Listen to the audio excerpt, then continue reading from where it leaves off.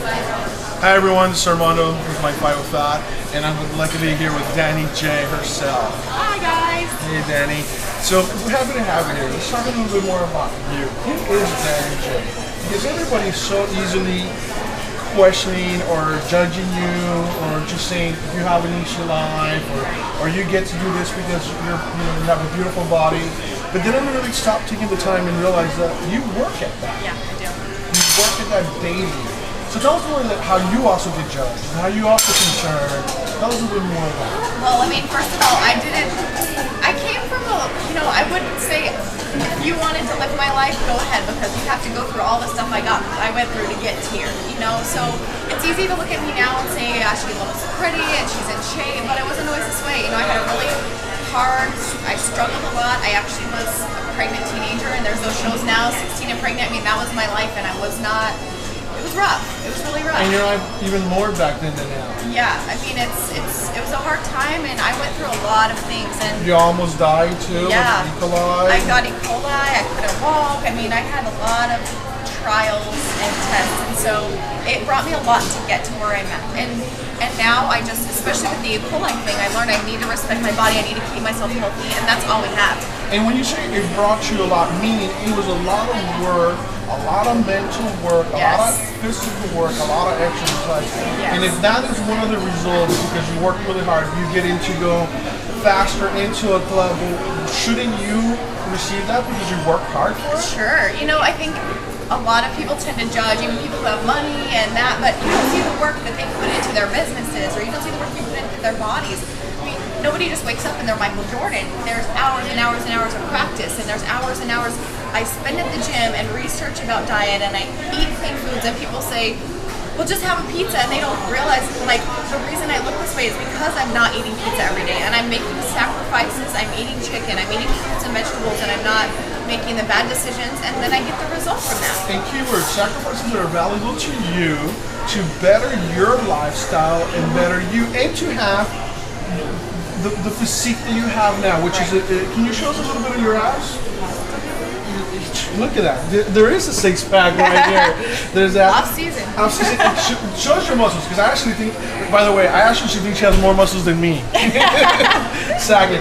But now that's something that you wanted to do, because a lot of people again go, oh, if a woman picks up a weight, she's going to get like this. Right. No, you work hard through the weights, hard through all that to get to the level of muscle that you have now, which is a lot bigger than ours, by the way.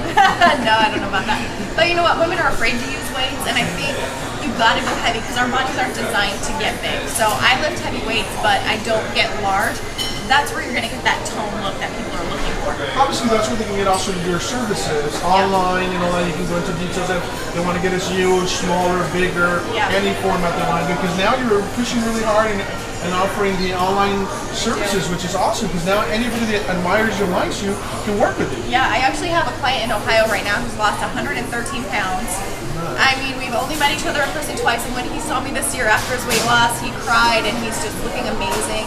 But it's all, it's a lot of it is the mental process. You've got to think you can be there, and you need somebody to just, sometimes it's easier to lay it out. It's like when you're looking for your sunglasses and they're on your head, or your phone is in your pocket and you're like, where's my phone? Sometimes somebody needs to just go, it's in your hands, Check, it's right there. And so sometimes I can see what you're doing wrong with your diet, even if you think you're eating healthy or you think you're doing everything right. There's just little things and tweaks. Now, this is something for the woman. I'm sure all the women want to know. You are known also because you have a nice Kim Kardashian type of deal behind going on there.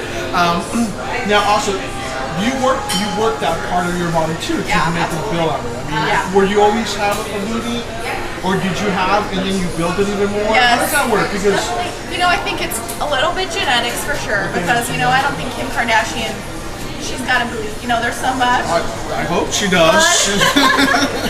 But you got to work at it to keep it, because I just turned 30 and things start to go. 30 is the new 20, right? Yeah, right. 30 is the new 20. It's the new 18.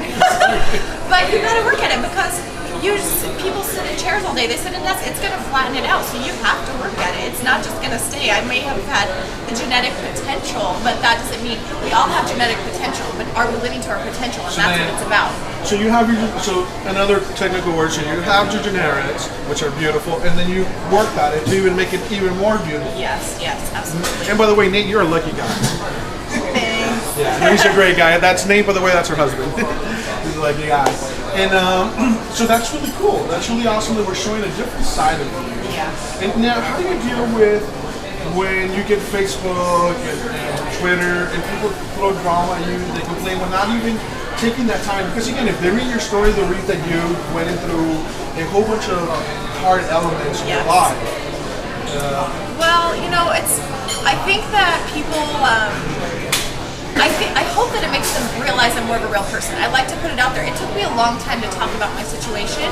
I didn't tell people that I had a baby for, until about 3 years ago. I hope that my friend had a little part there to Yeah. make you speak more about your story, because I think your story is fantastic. Yeah, Armando did, and I kept it in, but I think once I told people about that, they related to me better and understood that I've been through a rough time too, and I can relate. I have a hard time when somebody thinks, oh, you don't know what it's like to be me, you don't know what it's like. And when they hear what I've been through, they realize they do know what it's like, and then they can see me, well, if she's gone through it, then I can too. And so I think that's what helps my clients a lot. Danny, I want to thank Jason behind the camera for helping us out. Let's rock the floor. Rock the floor. Say goodnight. Thank you. Love yourself. Your lives are priceless. Thank you.